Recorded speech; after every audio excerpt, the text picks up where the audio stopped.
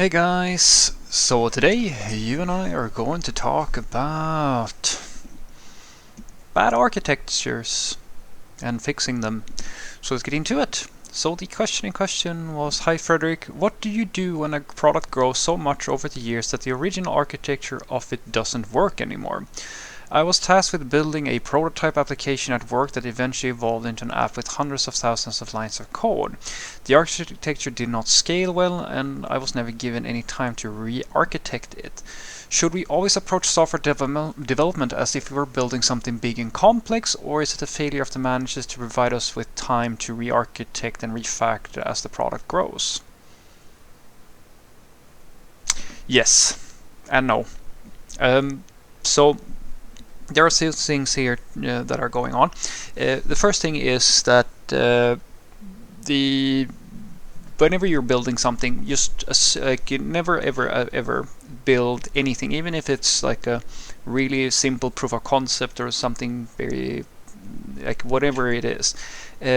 What I like to say is that there is a difference between doing sloppy and bad work for the sake of speed and making something that and moving at the pace that is possible to achieve without creating a bad system. Let me try to explain that a little bit because it might not make sense. So think about precautions in general. So for example, if you're going to, if you go out and you're going to go for a walk, you might wear some clothes because, it might be cold outside. So not a lot to it, right? If you're going to go running, you're probably also just going to wear some sneakers or something to protect your feet and so that you're able to run in a comfortable fashion. If you're going to go for a bicycle ride, you might wear a helmet.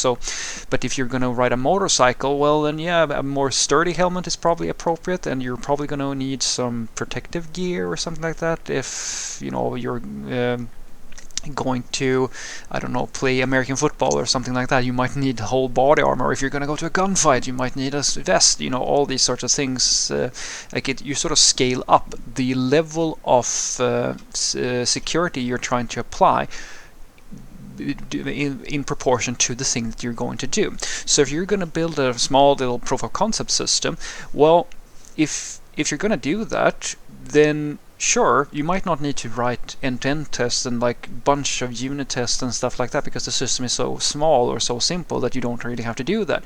But at the same time, you don't really have which is easy for someone who might have experience to say, but and this can come down to talent as well. Maybe you don't necessarily need to. Maybe you don't really have the ability to decide between a good solution and a bad solution. What I'm saying is that your approach to solving a problem such as a simple application and that potentially going into the future is very simple, because all you really have to do is to do a good job without overdoing it, because you are dividing everything up into either I do a shitty job and then I never get to re-architect it, or I need to design it perfectly from the beginning. And that's not as I said, that's like saying that you should always wear a life vest, or you should always wear military outfits because you could in theory end up in a gunfight while just walking down to the street into the supermarket, right?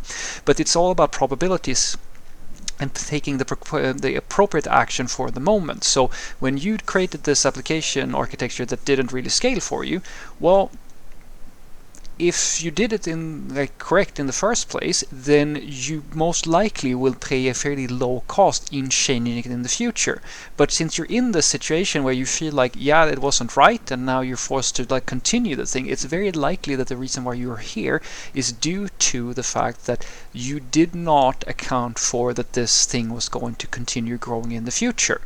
And that is a mistake. This is the difference between MVP and hacky bad systems, because most people who do MVP, they start thinking hacky bad system, or they create hacky bad systems because they don't actually know how to appropriate, because it's sort of like an all or nothing thing. Either you do everything, like unit testing, like the full 9 yards, or you just hack things together because it's a shit system anyway. And the truth is in the sweet spot. What I usually promote to people is to say, take a look at the complexity of the system and how, like what type of restrictions you have, and approach it with the right amount of quality perspective. So if you're creating a system which is fairly sophisticated, or it is a very advanced system, then you might want to have more quality. If it's a small proof of concept, you might need less quality, but you should still follow good architecture practices. Make sure that you have linting and checks for like type safety if you have that, etc., etc. These smaller, simpler things. Just as I said, you should take care of your feet when you go jogging so you don't break them, even though it's probably not as much protection as having body armor on, or something like that, or a helmet. You could go out running with a helmet if you wanted to, but it's probably not a bit much.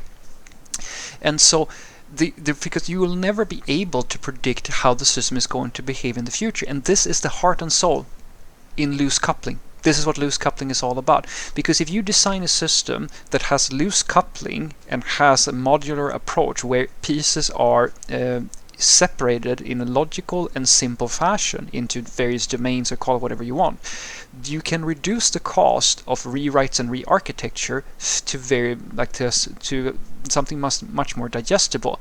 Because the problem is when you usually have these tightly coupled systems, or these larger features that basically, you're never ever, if the cost of fixing a bad architecture is higher than the problems that you face, or the bugs or the issues that the system has, no manager is ever going to give you time to do that usually, because it's something that you've already created a situation where we simply can't fix this.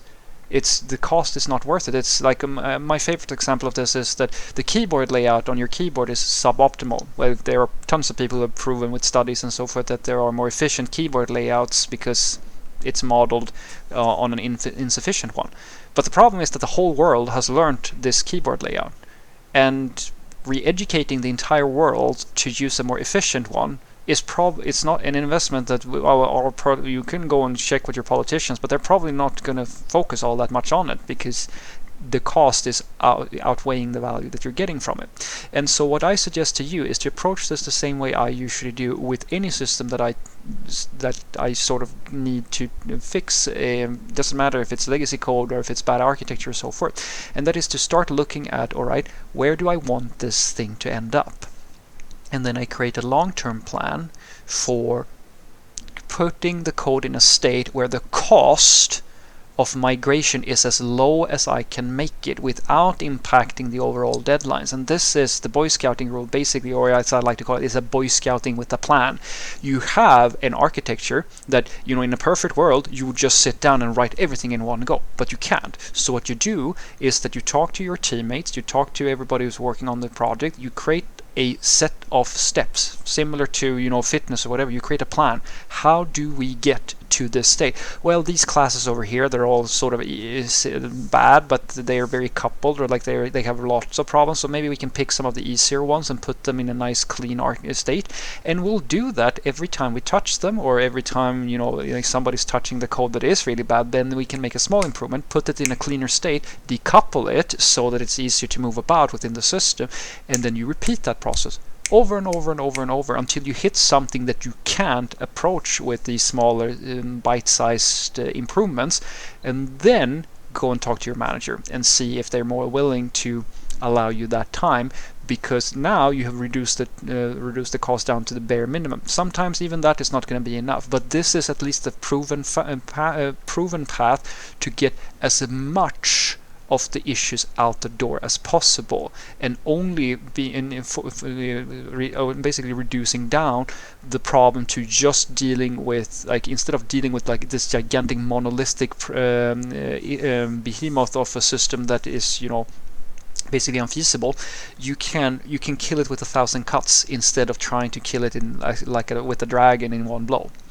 So what I want you to take away from this is that there is no way for you to know how your system is going to turn out in the end. It can be like a simple thing that never grows beyond the thing that you're doing, and your manager is not giving you time to re-architecture and refactor and stuff like that. This is sort of it's the endless battle. You're never going to be able to solve this one, because it all comes down to your specific circumstances and what you need to achieve. And that's why I tell people that if you do anything, it should be, I mean, these are my 2 cents on it at the very least. The first and foremost thing is, whenever you're writing a system, make sure that you write a good system, that you have loose coupling, that you think about these sorts of good practices, but set the quality focus that you have in proportion to the system that you're dealing with. Right? At that, if you write an MVP, you don't have to set up a full like Kubernetes deployment with like super levels of testing and things like that, because it's a disproportionate investment for such a simple system. But you can still make sure that the system is easy to work with, that you have clean interfaces and you have clean classes or visual components and so forth. Use that talent that you have, modularize things, create loose coupling so that you can add more stuff on top if it continues growing. And then as it grows in complexity, you can add more things like unit testing and quality and so forth. You don't have to be all or nothing about the thing. That's usually a better approach. And then when you get to a situation where you need to re-architecture it, it's easier to deal, as I like to say, or in my opinion, it is easier to move 10 small light boxes than dealing with one really heavy fucking box that you can't basically lift. This is what people think a monolith is versus a microservices architecture, but the monolith can also be modular.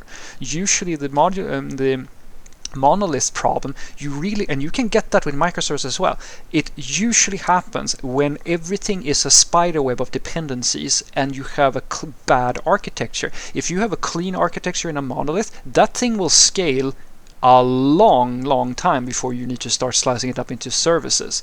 And a microservices architecture is not necessarily just better, because if you have a really bad graph of network calls, you can have all kinds of problems.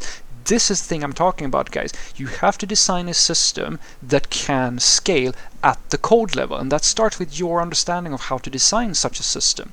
Because when you make mistakes, and you will make mistakes, and new things will come in, then the cost of fixing that is much lower than if you made this gigantic investment. But at the same time, you can't make the wrong, this super investment to start off with. I have a story that I usually use. This is how it goes. If you're going to build a road for a small town, you could try to make a super highway on the first go. But that's probably going to be very expensive, and it's probably going to require a lot of maintenance, and it's probably going to be unused for the most part. It's a big investment for such a small town. You might even cripple the town's economy because of this gigantic road. So what do? Well, you start with a small dirt road, but it's a really good dirt road, and you know that when you design it, you make sure that it can grow as the town's needs evolve. That's the mindset that you should keep with you whenever you write software. Have a great day.